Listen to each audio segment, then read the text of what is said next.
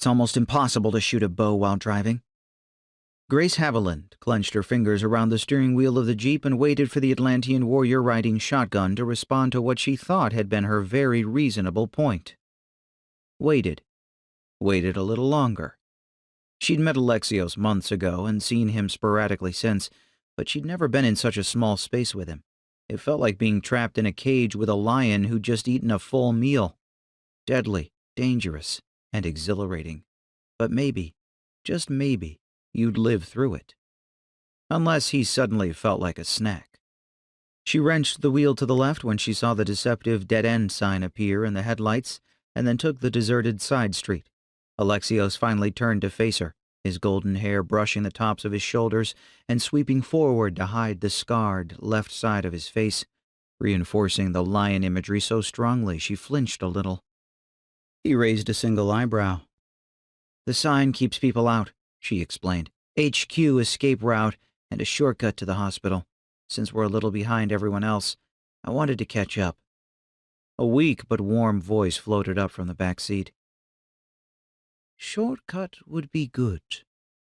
"How are you doing, Michelle?" Grace asked, not daring to look over her shoulder at this rate of speed. "Well enough, considering that nasty vampire nearly ripped my head from my neck. Lucky for me that your dishy Alaric popped in with his magic healing powers. My first mission with you Americans, and the rebel headquarters gets attacked. Bit of a bad penny, me." Alexios made a strangled snorting sound. "Dishy Alaric. Now there's something I bet he's never heard in his nearly 500 years. Alaric, the dishy high priest of Poseidon's temple." In spite of the rich, dark amusement in his voice, he never once quit scanning every inch of the deserted street as they raced through it, always on guard, always alert. A warrior in every facet of his being. Grace slanted a glance at him, 6 feet and a few inches of pure primitive male, all hard lines and curved muscle.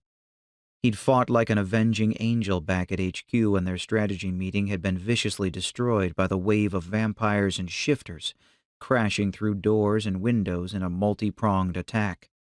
She'd loosed arrow after arrow, each one finding its target, but Alexios and his sword and daggers were everywhere at once, stabbing, slicing, and slashing. All the while, his expression had remained utterly calm and controlled, even as he'd circled around her, ripping heads from vamps and... A realization seared through the memory. Always around her. He'd fought in a perimeter around her, leaving her room to shoot her bow, but never straying far from her side. Anger started a slow burn. "Were you protecting me in that fight?" she asked, slowly and carefully, trying to keep the lid on her temper. Not good to accuse and attack the fierce warrior ally unless it was true.